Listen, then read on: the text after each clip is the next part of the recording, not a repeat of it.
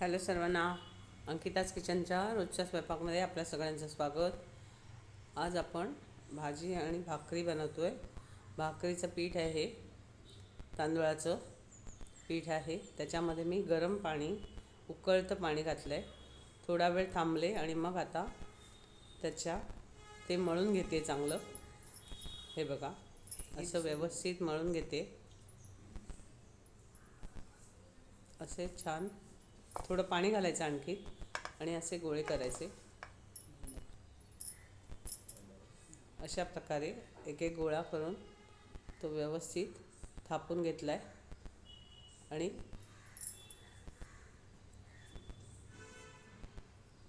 तव्यावर घालून त्याला पहिल्या वरच्या बाजूने पाणी लावायचं आणि मग पलटायची आणि मग गॅसवर ती दोन्ही बाजूने छान भाजून घ्यायची. अशा प्रकारे तयार करायच्या ह्या भाकऱ्या. खूप छान होतात, मऊ होतात.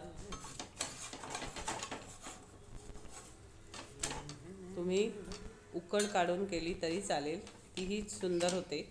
मी आज अशा प्रकारे केली आहे. वरती पाणी घातलं आहे, फक्त उकळतं पाणी घातलं आहे वरती. तुम्ही डायरेक्ट उकड काढली तरी चालते. अशी दोन्ही बाजूने छान भाजून घ्यायची.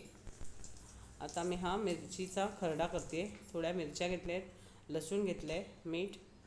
अशा प्रकारे हे ताट तयार केलं.